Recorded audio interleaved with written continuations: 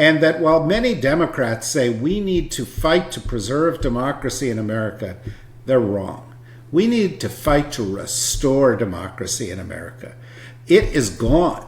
And what we need to do is remember that the economy and the corporations within the economy are there to serve society and not society to serve them.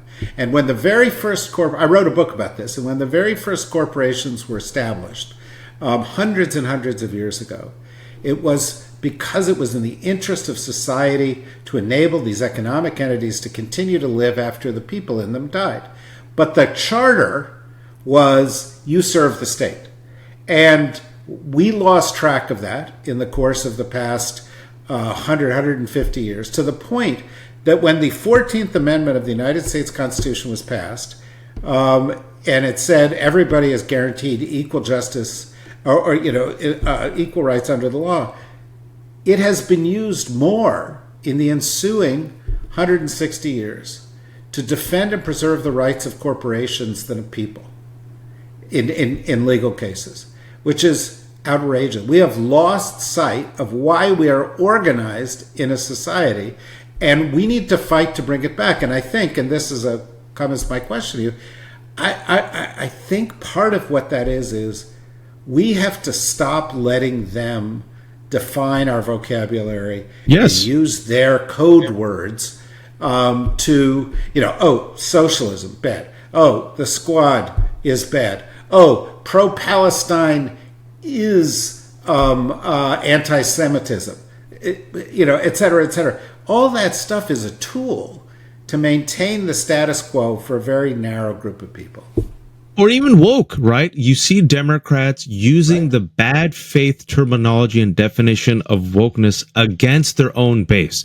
Senator Slotkin, former CI officer of Michigan, who was chosen by the Democrats to respond to Trump's state of the whatever that was, used the word, has said we have to do, we can no longer be weak and woke, and we have to adopt the goddamn alpha energy of Lions coach Dan Campbell. Like, what are you talking about? What you're talking about is people of color. Let's be honest. So let's move away from DEI. Let's move away from CRT. Let's move away from woke. Let's move away from BLM. Let's move away from transgender rights. Let's move away from Palestinian rights. Let's just court this base of, let's be honest, very wealthy, mostly white, comfortable individuals who are donors, who want a retreat back to the 1990s and are perfectly fine throwing their money in controlling the politicians. And as far as the politicians go, they also need to remember, David, like you said, they are servants of the people, right? This is not a birthright. Clyburn, I think, was famously asked, why don't you, Democrats, you have a problem. You literally are dying in office. And he's in his 80s. He goes, well, what am I supposed to do? And I'm like, I don't know, man. Go golf. Go retire. Chuck Schumer has been in office for 50. This is the only job that Chuck Schumer has ever known, David. And I feel like these people think this is their birthright. This is owed to them. And they'll be like Charlton Heston, that famous quote that you'll remember, the NRA quote, where he was holding up the rifle and he said, "You're going to have to pry this from my cold, dead hands." And literally Jerry Connolly died in office. They could have had AOC as the oversight chair. She threw her hat in the ring, and Nancy Pelosi whipped up votes for 73-year-old Jerry Connolly. Now, he died at the age of 74. 5 months later, he had cancer. And we're sitting here, David, and we're like, literally, they're willing to burn the country down. And literally, they're willing to burn the poor folks, the black folks, the brown folks down to maintain power and get more money, more wealth, more homes, more power. And all of it goes to the top. None of it goes to the bottom, which is why, surprise, surprise, when Bernie and AOC did Fight the Oligarchy tour, it caught traction. When you're saying no kings, it catches traction. What catches traction? Tax the rich. Fox News, each time they do the poll, majority of Fox viewers are like, yeah, maybe the rich should pay their taxes. And that's why I think, David, it's very threatening. And to quote George Carlin, it's a big club. And you ain't in it. And what people don't realize, that club that you know and I know is an incestuous club that includes the Wall Street bros, the MAGA bros, the crypto bros, some of these law firms, and some of these elected officials from both sides. Right, and it's why we have the most corrupt government in our history. It's why the Senate has just passed a rule to essentially allow the flourishing of crypto corruption and the fleecing of ordinary consumers in this. But and it's another thing that is relevant going forward. As we look at 2026, if there is an election, the Democrats are likely to win the election. And that's why you've seen a big push recently in the Democratic Party debate to say, oh, well, the leftists, the progressives, the liberals are the problem. We've got to move to the center. We've got to meet them halfway on immigration. We've got to meet them halfway on taxes and stuff like that. Personally, I don't think you meet fascists halfway. But the point is, there are people funding that. The reason they're funding it is that they want to. I was in the Clinton administration, and I was out there spouting this stuff. And I realize now that we were offering Reagan-like policies that helped exacerbate inequality, just as the Obama administration, which took more money from Wall Street than any administration in history, is doing the same thing. And I think after 40 years, the worst inequality in our history, the worst corruption in our history, the worst threat to democracy in our history, it's time that people say, stop. You don't get to define this anymore. We're going to define this. We're going to own who we are. We are pro-democracy. We are pro-opportunity. We are pro-fairness. We are pro the rule of law. And there's nothing to be embarrassed about in all of that. Amen. I completely agree. And I think, arrogance, pride before the fall. The Democrats keep thinking, and we saw this. Look, let's bring it back just a few months ago to the 2024 election, right? And you saw the symptom emerge, and they haven't learned. The YouGov poll shows that the number one reason why a lot of Democrats stayed at home, right? A lot of people just didn't come out to vote. They weren't inspired, was because of the genocide in Gaza. Now, it wouldn't have given Kamala the win, but she probably would have lost by less. But what happened was the Democrats, instead of looking at their base, listening to their base, what do, Dave? Shut up. You shut your mouth, and we're going to give you this platform, and you're going to take it. Okay, can you at least just have a Palestinian speaker speak alongside the, Rose Poland, who's the mother of the Israeli hostage, who spoke so beautifully? No. And guess what? You're going to vote for us because who are you going to vote for? Trump? No, you're not. So listen, Palestinian, Arab, and Muslim and brown person, vote for us. Okay? That's what you're going to do. And people said, no, I'm not. And increasingly, I don't know if you've talked to a lot of folks, Dave, I've talked to a lot of folks, they say the following. Yeah, Trump sucks. I guess I'll vote for Kamala, but both sides suck. They don't care about me. And it's going to come to a head, David, because smallpox is friggin' going, measles is now thousands of cases. Bird flu, we're not going to have a vaccine. Cancer research has been cut. Hurricane season is upon us. FEMA, who knows if it'll get funded. Jobs are lost. We're probably going to have a recession. People are going to reel from the lack of tourism. Department of Education was cut. Like, we could go down the list. This pain is coming, David. And I don't think the Democrats and the establishment who think that people will just sit there and take it, even the Republican Party, I think they have another thing coming. I don't think people sit there and take it, especially as they lose their Medicaid and their Social Security. But the Democrats should know better. And the reason why the Democrats haven't been able to benefit off of Donald Trump being underwater is because people are fleeing the Democratic Party. They're going towards fighters. Who is willing to fight? So you see a person like Senator Van Hollen, Jasmine Crockett, AOC, Mamdani. You see them now having like the winds behind their back. And each time they're about to take off, AOC said it during the Mamdani conference, we've tried to work with them. And each time, what do? They kick us down. And there's only so much until they can kick them down. And I think where we're going to witness what happened with the Tea Party and the Republicans in 2012. Eric Cantor was supposed to be the guy until he wasn't, David.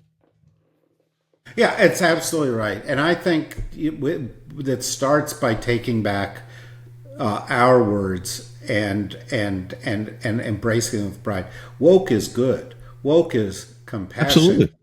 Diversity, equity, and inclusion are what the U.S. Constitution is or should be about at every turn. Being a liberal, being a progressive, these are not bad things. It is a good thing to be for progress. It is a good thing to be open-minded to new ideas.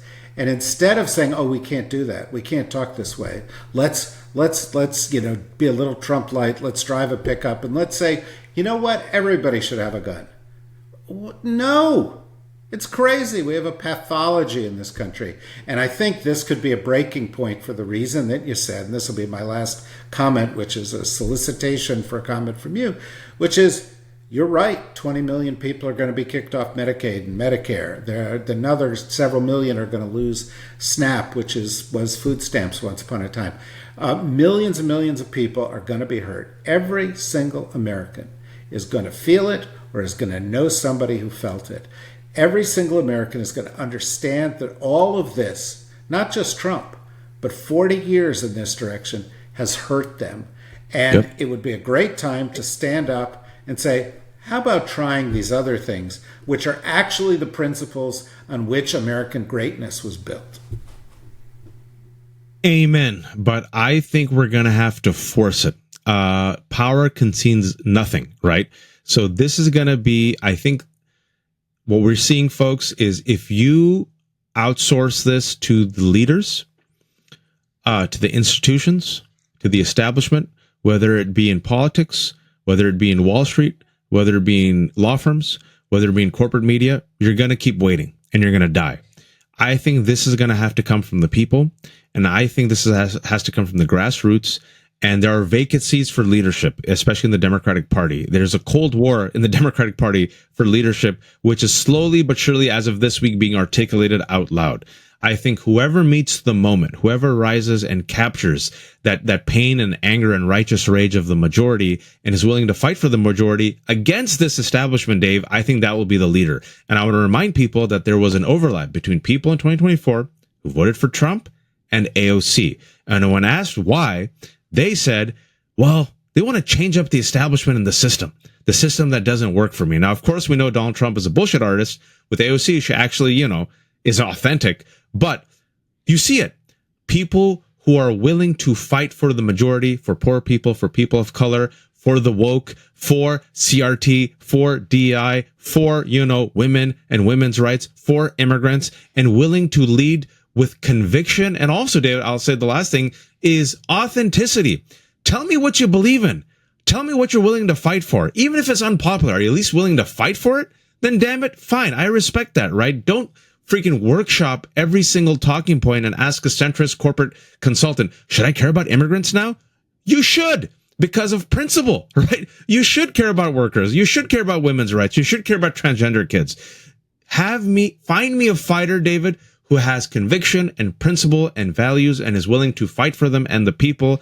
I think that will be the person who rises from the grassroots. And I think in our lifetime, we might not see the full reformation or even the restoration of democracy, but I do think we can be part of the mobilization towards it. I offer you an amen. Absolutely right. Sick and tired of candidates who are either created by a consultant or who always look like they're trying to figure out what answer the audience wants to hear. Got to speak from the heart. Authenticity is key. Waj, as always, it's great to talk to you, and I strongly encourage everybody to go to The Left Hook and subscribe to it on Substack and to listen to you elsewhere. Are there other places you want them to listen to you? Yeah, go to The Left Hook. Everything is free. There's no paywall. Pay what you can. I also co-host Democracy-ish with Danielle Moody, Mondays and Wednesdays, 12 p.m. Eastern time. Once in a while I write for all these outlets, so you can probably catch me there. A column for The Progressive that comes out every couple of months. And also on YouTube. It's at YouTube Wajahat Ali, where I have everything for free. If you can throw in a few dollars, great. If not, at least be informed and share the good content and the good word, because I heard, David, democracy dies in darkness. Someone used to say that.